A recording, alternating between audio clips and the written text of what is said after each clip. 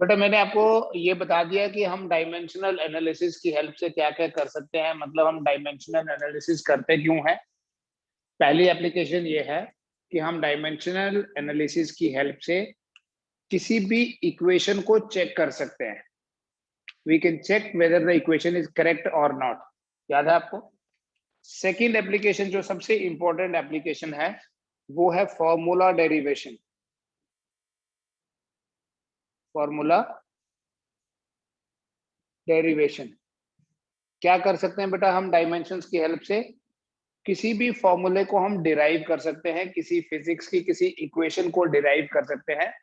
इसके लिए सिंपल तरीका क्या है, हमें कोई सिचुएशन गिवन होती है, सम सिचुएशन इज गिवन, और उसी सिचुएशन को हम मैथमेटिकल फॉर्म में लिख लेते हैं एंड फिर सॉल्व करके इक्वेशंस बनाते हैं। ठीक है, तो हम इस एप्लीकेशन को समझेंगे with the help of an example कि क्या करना है। देखो जैसे कोई भी इस तरह का एप्लीकेशन जो होगा उसमें एक स्टेटमेंट की फॉर्म में क्वेश्चन होगा, जैसे the centripetal force F required by a body to remain in its circular path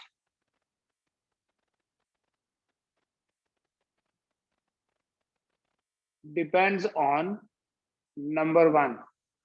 body की जगह हम पार्टिकल लेते हैं, generally we'll deal with small particles। The centripetal force हम पढ़ेंगे बेटा जब सर्कुलर मोशन के ऊपर आएंगे। ऐसी फोर्स जो किसी भी बॉडी को सर्कल में रहने के लिए चाहिए होती है। The force required by particle to remain its circular path, it's called as the centripetal force।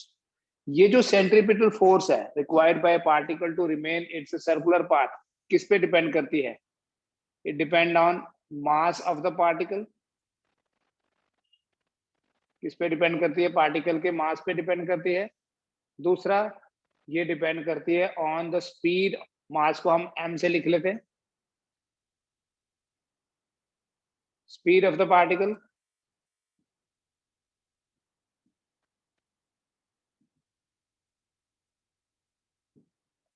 और तीसरा बेटा ये डिपेंड करती है radius of the circle, radius r of the circle.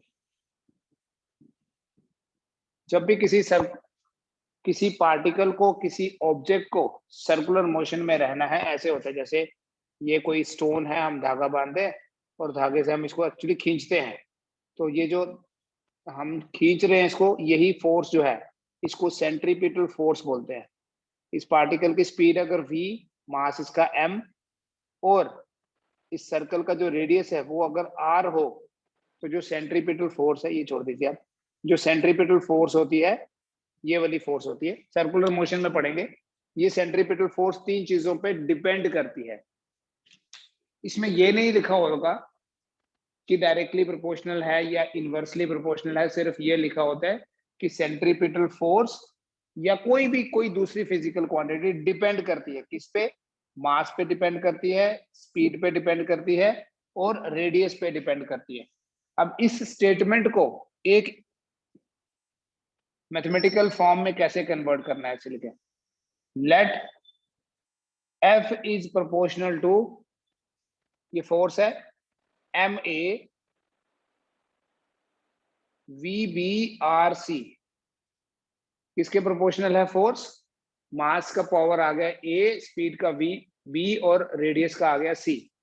हमने अभी ABC का वैल्यू हमें पता नहीं है, क्योंकि अगर देखो, अगर लिखा होता डायरेक्टली प्रोपोर्शनल है तो A का वैल्यू 1 आएगा, अगर लिखा होगा इनवर्सली प्रोपोर्शनल है तो A का वैल्यू -1 आता है। तो F is proportional to MAVBRC। Therefore F is equal to, बेटा जब भी प्रोपोर्शनलिटी साइन हटाते हैं तो प्रोपोर्शनलिटी साइन हटा के हम कोई कांस्टेंट लगाएंगे, that constant is generally represented by K।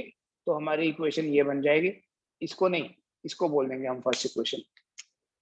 ठीक है, और एक चीज याद रखो, here K is proportionality constant, K proportionality constant है, which is dimensionless, which is dimensionless. K के dimensions क्या होंगे वो पता नहीं, वो मतलब M0 L0 T वैल्यू कितनी है वो नहीं पता, K का वैल्यू हम पता नहीं कर सकते, ये भी एक लिमिटेशन है डायमेंशनल एनालिसिस की। बट आपको इतना जरूर पता होना चाहिए कि जब भी हम कोई प्रोपोर्शनलिटी साइन हटाते हैं तो हम कांस्टेंट ही लगाते हैं। ठीक है, दोनों तरफ के डायमेंशंस लिखेंगे। Right dimensions of both sides. बेटा अगर हम दोनों तरफ के डायमेंशंस लिखें तो ये इक्वेशन देखो क्या बनेगी, देयरफॉर फोर्स का डायमेंशनल फॉर्मूला क्या है, m1 l1 t - 2। k मैंने बोला आपको डायमेंशनलेस है, मास का आ जाएगा m1, a भी लिख लेना साथ में, वेलोसिटी का आएगा l1 t - 1 b, और रेडियस का आएगा l1 c। ठीक है, इतना काम करोगे आपका आधा काम इसमें हो जाता है, 50% इज डन। अगर आपने ये इक्वेशन करेक्टली लिख ली, इस तरह से फॉर्मेट लिख लिया, तो उसके बाद आसान होता है। ठीक है, ये तो आपने लिख लिया होगा कि k क्या है, डायमेंशनलेस कांस्टेंट है तो constant, but m0 l0 t0। इसलिए जब हम इस इक्वेशन में जो फिजिकल क्वांटिटीज इन्वॉल्व हैं इनके डायमेंशंस लिखेंगे तो k के डायमेंशंस नहीं लिखे। बेटा ये इक्वेशन आगे चल के बन जाएगी, therefore m1 l1 t - 2 is equal to ma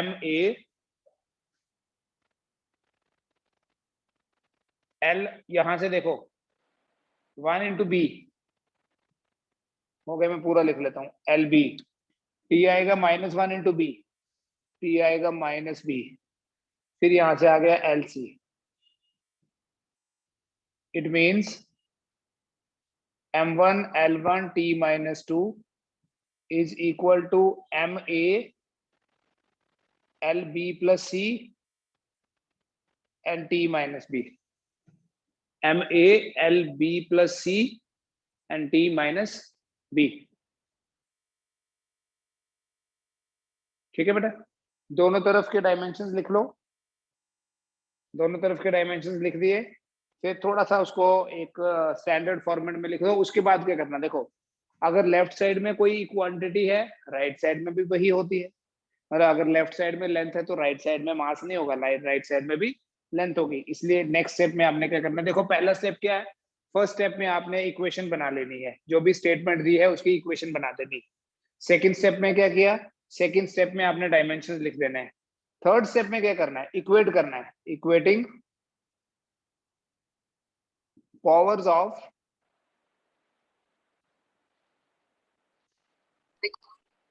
m l and t on both sides.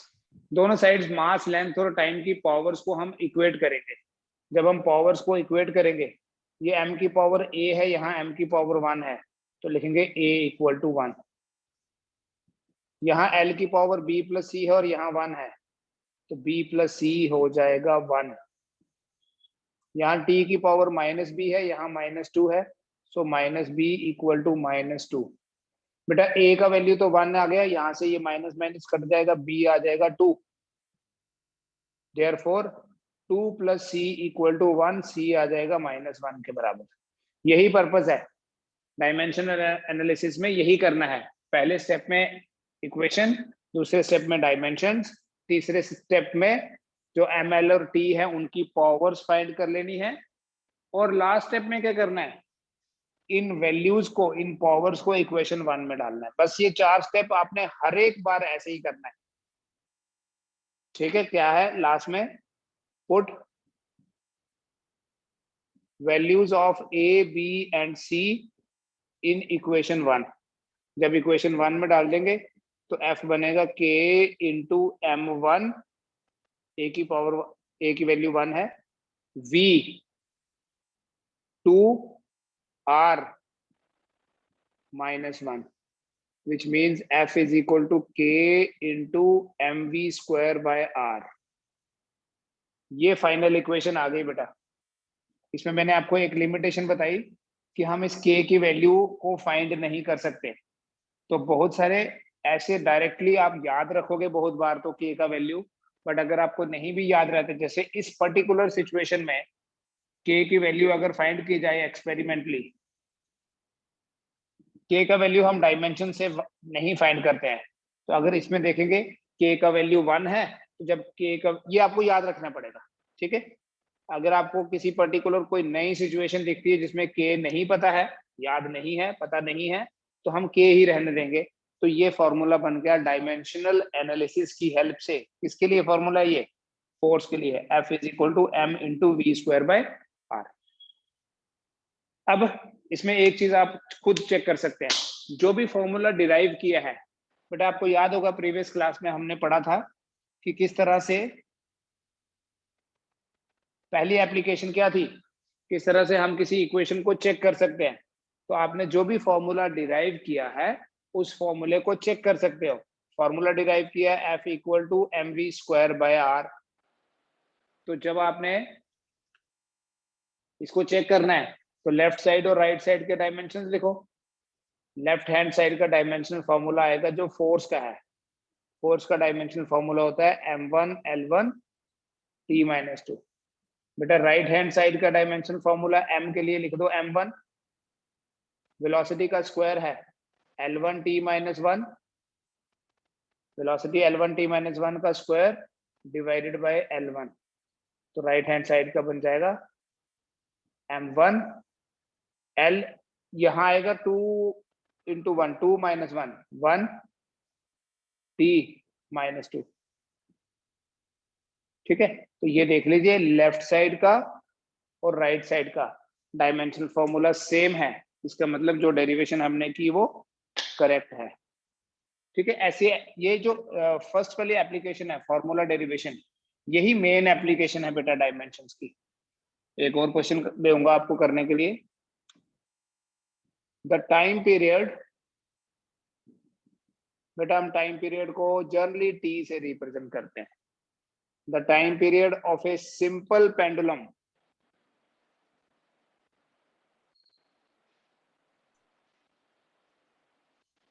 depends on number 1 length of the pendulum,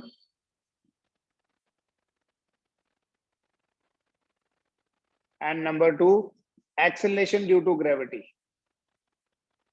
acceleration due to gravity, acceleration due to gravity को हम g से represent करते हैं। obtain formula for t। करो इसको, थोड़ा सा try करें, टाइम पीरियड का फॉर्मूला डिराइव करना है। देखो बेटा क्या करना है, सबसे पहले तो आप इक्वेशन लिखोगे। पहले स्टेप में ये दिया हुआ है कि टाइम पीरियड डिपेंड करता है लेंथ पे और एक्सेलरेशन ड्यू टू ग्रेविटी पे। Right like this, P is proportional to LAGB। ठीक है, therefore T equals to K into LAGB। इसको बोलेंगे इक्वेशन नंबर 1। दोनों तरफ के डायमेंशंस लिख लो। Write dimensions of both sides, दोनों साइड्स के डायमेंशंस लिखने हैं। देखो बेटा ये है टी, टी मतलब टाइम पीरियड। टाइम पीरियड का क्या dimensional formula? m0 l0 t1 equal to k का तो कोई डायमेंशनल फॉर्मूला नहीं है। लेंथ के लिए लिखूंगा l1 पावर a, और g है acceleration due to gravity l1 t minus 2 power b। It means we can write m0 l0 t1 equal to m तो 0 ही है, l की पावर आएगी a इंटू 1 a है, b इंटू 1 b है, तो a plus b, और t की power क्या बनेगी बेटा? Minus 2b। t की पावर आ जाएगी माइनस 2b। देयरफॉर जब आप इक्वेट करोगे, equating powers, of ml and t on both sides. Therefore a plus b equal to 0 and minus 2b equal to 1. b आ गया -1/2 और b की वैल्यू यहां put कर दो, a -1/2 इक्वल टू 0, तो a हो गया बेटा 1/2। बस a की वैल्यू आ गई 1/2 और b की वैल्यू आ गई -1/2, यही करना है बेटा। यस जगप्रीत। सो फाइनली क्या करोगे, इक्वेशन 1 में डाल दोगे ये values, put values of equation a and b in equation 1, put values of a and b in equation 1, therefore t equal to k into L1/2 g -1/2। और बेटा ये जो नेगेटिव पावर है इसे आप नीचे लिख लो, दोनों की पावर सेम है तो लिख लीजिए कॉमन करके k इंटू √L/g। और यहाँ जो k की वैल्यू है, मैंने आपको बोला ये डिफरेंट सिचुएशंस में डिफरेंट होती है। Here k equals to 2 pi, therefore t will be equal to 2 pi square root of L/g। ये फॉर्मूला बन गया and this formula we already have checked, we know कि ये हमने पहले कर लिया, वरना अदरवाइज आप इसको खुद कर सकते हैं। लेफ्ट साइड का डायमेंशन देखो, राइट साइड का डायमेंशन देखो, they should be equal. Equal होंगे तो इसका मतलब इक्वेशन करेक्ट है। ठीक है, मैं और क्वेश्चन शेयर करता हूं आज आपके साथ इसी एप्लीकेशन पे based. Will move on to the third application. ये दो हो गई बेटा। इक्वेशन को चेक कैसे करना है पता चल गया, इक्वेशन डिराइव कैसे करनी है वो पता चल गया। तीसरी एप्लीकेशन करते हैं, फिर कल एक बार हम क्वेश्चंस डिस्कस करेंगे तीनों पे बेस्ड। जो थर्ड एप्लीकेशन है, उस थर्ड एप्लीकेशन की हेल्प से हम फिजिकल क्वांटिटीज को कन्वर्ट कर सकते हैं from one system to another system. To convert physical quantity from one system of units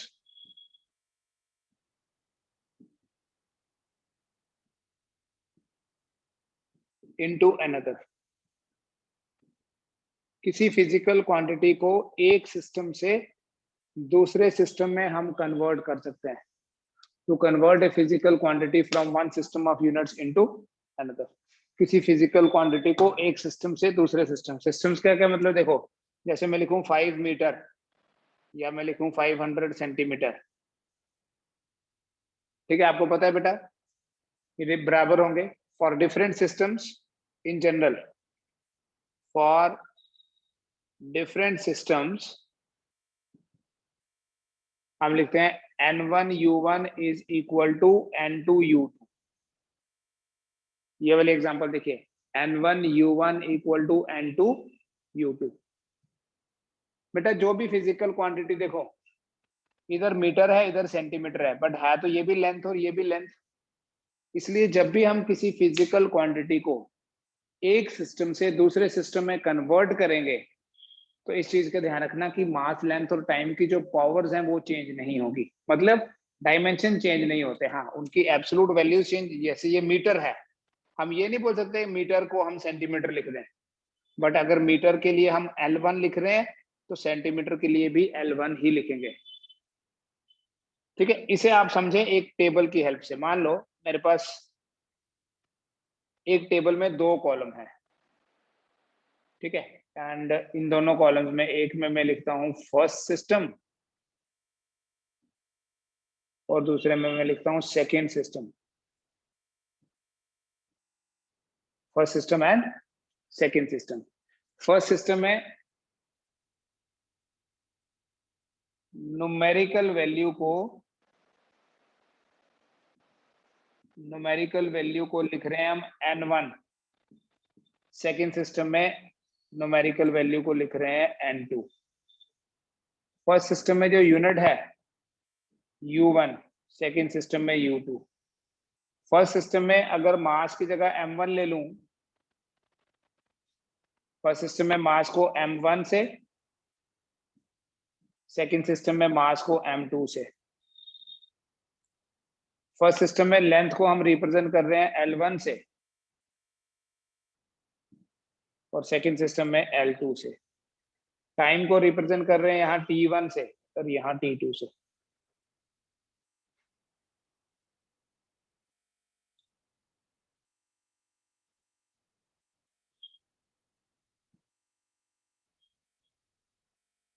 ठीक है, ये एक टेबल है जिसमें आपको दोनों सिस्टम्स के पैरामीटर्स, न्यूमेरिकल वैल्यू, यूनिट, मास, लेंथ और टाइम। न्यूमेरिकल वैल्यू, यूनिट, मास, लेंथ और टाइम।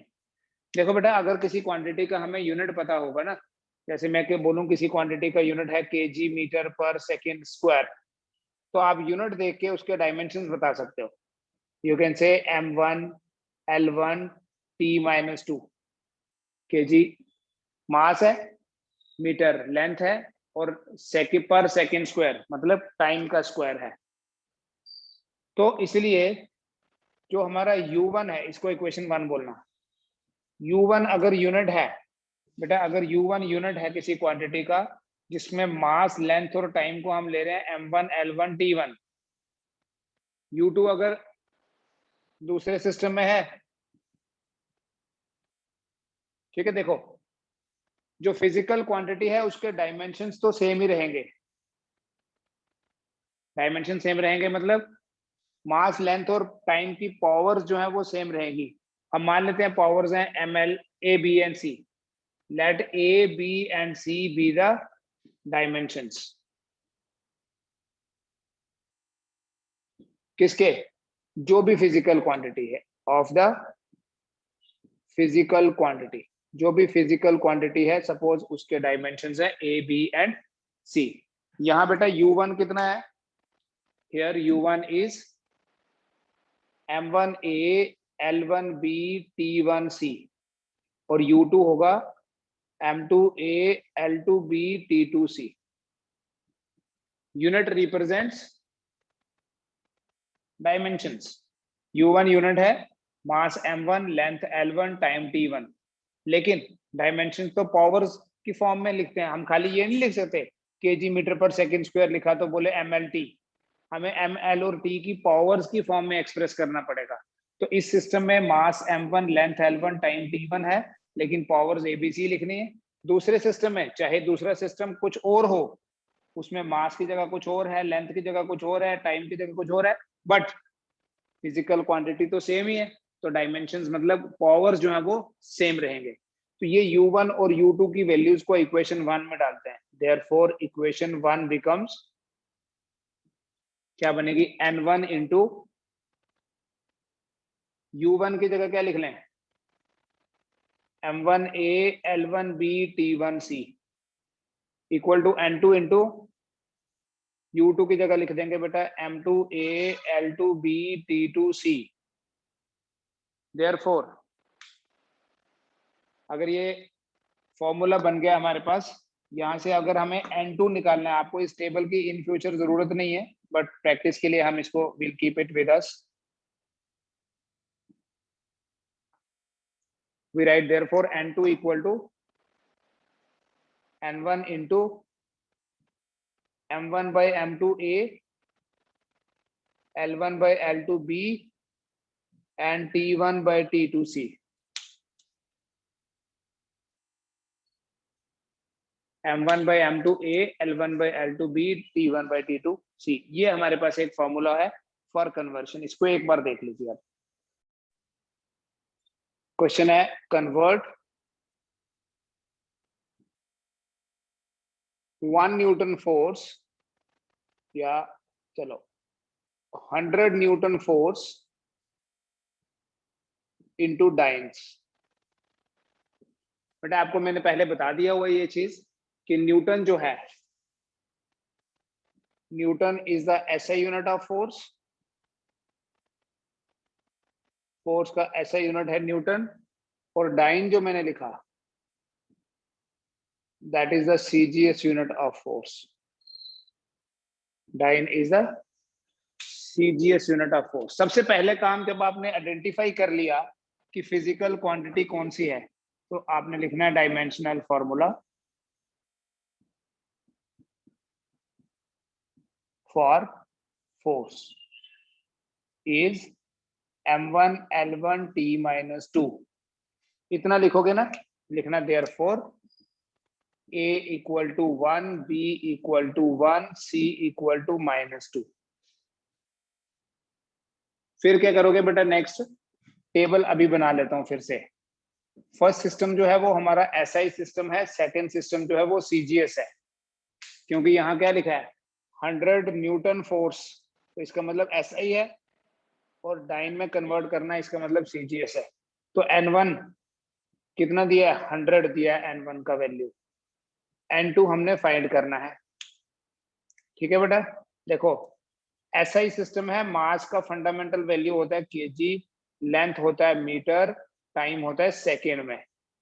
और सीजीएस में मास होता है ग्राम में, length is in centimetre and time is also in second. अभी हम फॉर्मूला यूज करेंगे using N2 equal to N1 into M1 by M2A, L1 by L2B and T1 by T2C। इस फॉर्मूले को यूज करेंगे, तो लिखेंगे therefore N2 is equal to N1 कितना दिया है 100, M1 by M2। आगे आप करो, ठीक है, आप करिए इसको, आगे कंप्लीट करो इसको। 1 M1 is 1 kg, I write 1 kg, M2 is 1 gram, the power is A is 1, 1 meter 1 centimeter, ठीक है, the power is 1, 1 second 1 second, the power is -2।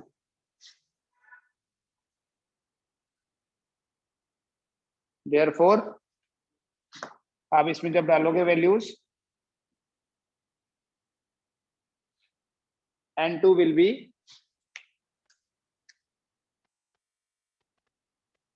100 into 1 kg by 1 gram, that is 1000 gram divided by 1 gram power 1, 100 metre 1 metre को 100 centimetre लिख सकते हैं power 1, second second cut जाएगा, 1 नहीं आएगा, ये ग्राम ग्राम कट जाएगा, ये सेंटीमीटर सेंटीमीटर कट जाएगा। N2 आएगा 100 into 10⁻³ into 10⁻², so it is equal to 10⁻²। तो ये हो गए 3 और 2 5, 2 7 हो गए टोटल, चेक कर लो आप। तो फाइनली आप क्या बोलोगे, आंसर कितना है, therefore 100 newton is equal to 10⁻7 dynes. तो अगर फॉर्मूला बनाना है इसी के बेसिस पे, आपने पहले यूनिट्स के बेसिस पे भी किया हुआ है, बोल सकते हैं 1 newton is equal to 10⁻5 dynes, क्योंकि ये 2 0 कम हो जाएंगे उधर जाके, डिनोमिनेटर में आएगा ना। इसी को ये भी बोल सकते हैं 1 dyne is equal to 10⁻⁻5 newton, 1 dyne equal to 10⁻⁻5 newton भी बोल सकते हैं। ठीक है, नोट करो इसको, फिर मैं एक क्वेश्चन दे रहा हूँ और। ठीक है, सिमिलर पैटर्न पे ये वाला कन्वर्शन करना है, 10 अर्ग को जोल में कन्वर्ट करना है। Joule is the SI unit of work and erg is the CGS unit of work. चलो इसको करो अभी के अभी, बड़ा है। आइडेंटिफाई कर लिए बेटा फिजिकल क्वांटिटी कौन सी है, यहाँ जोल जो है वो और अर्ग दिया है, तो ऐसा यूनिट है वर्क का, यहाँ लिखा मैंने। सबसे पहले आपने लिखना है डायमेंशनल फॉर्मूला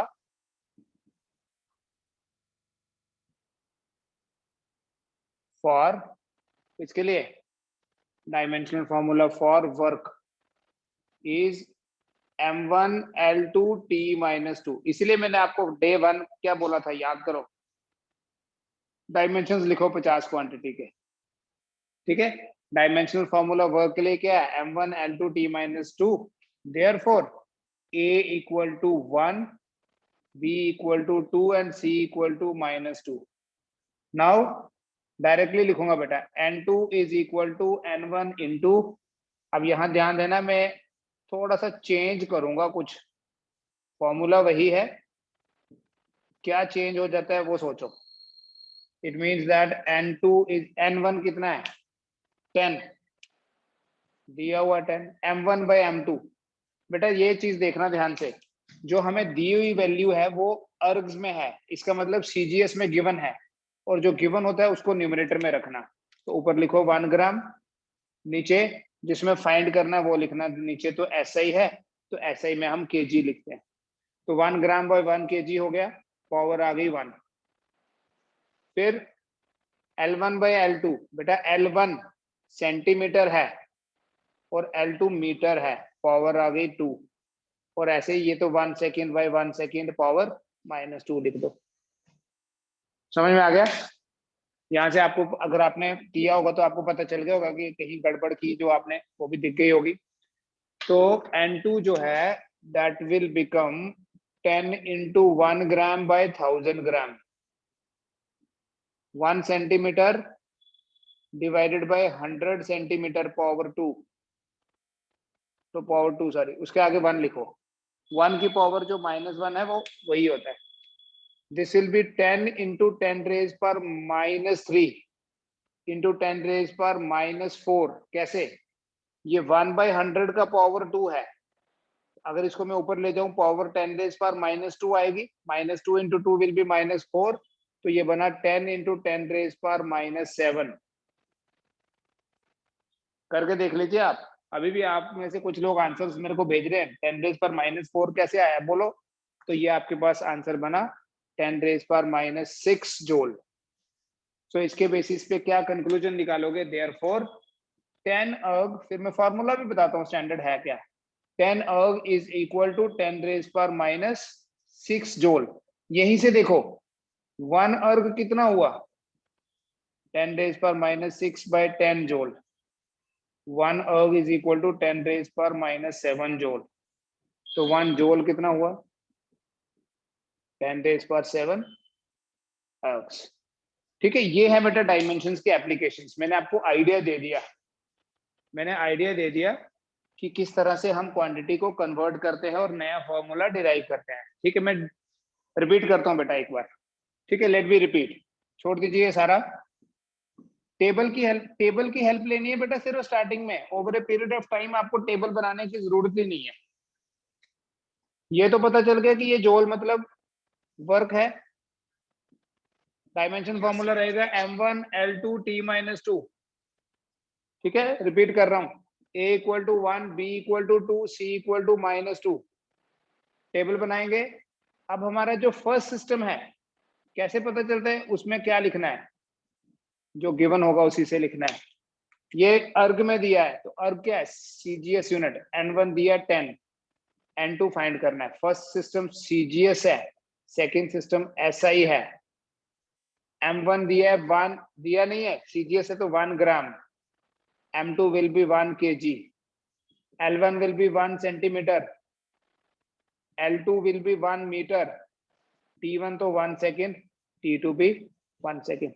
अब उसी टेबल में वैल्यूज डाल लो, सॉरी फॉर्मूले में वैल्यू डाल दो, n2 will be equal to n1 into all the terms जो आपके सामने है, तो आपके पास कंक्लूजन आ जाएगा। वीडियो को फिर से देख लो and let me know if there is any problem. Tomorrow will discuss the questions only. ठीक है, कुछ क्वेश्चंस मैं शेयर कर देता हूँ अभी आपके सामने, कल हम उनको डिस्कस करेंगे, बट डिस्कस करने का बेनिफिट तभी है अगर आप एटलीस्ट ट्राई करोगे उन क्वेश्चंस को। ठीक है, आई एम नॉट सेइंग कि सारे के सारे क्वेश्चन सॉल्व करके भेज दो, just try those questions and will find out कि कहाँ डिफिकल्टी आती है। ठीक है, थैंक यू सर। हाँ जी बेटा बोलो। सर मतलब हमें क्वेश्चन में जो भी हमारा जो पहला यूनिट दिया होगा, चाहे वो वो सीजीएस हो या एसआई हो, हाँ, तो वही यस हमें यस पहले यस, लेना है। हाँ कई बार ऐसा होगा ना, कई बार ऐसा होगा कि कोई स्टैंडर्ड यूनिट होगा ही नहीं, ऐसे न्यू सिस्टम लिखना पड़ेगा। कल मैं उस पर आऊंगा कि जैसे मान लो ऐसे दिया है कि 10 अर्ग्स को ऐसे सिस्टम में कन्वर्ट करो जिसमें मास को 1 ग्राम लेना है, लेंथ को 1 किलोमीटर लेना है और टाइम को 1 मिनट लेना है। ठीक है, वो सेकंड स्टेज में उस तरह के क्वेश्चंस में आएंगे। जो भी फर्स्ट दिया है वो पहला कॉलम, सेकंड दूसरा कॉलम, ठीक है। नाउन पैरामीटर्स ये हैं और अननाउन इसके हैं, ठीक है। और कुछ बाकी प्रैक्टिस करके ही होगा, ठीक है। मैं क्वेश्चंस दे रहा हूँ, आप ट्राई करो ना, कोई प्रॉब्लम नहीं। Thank you sir. ओके बेटा।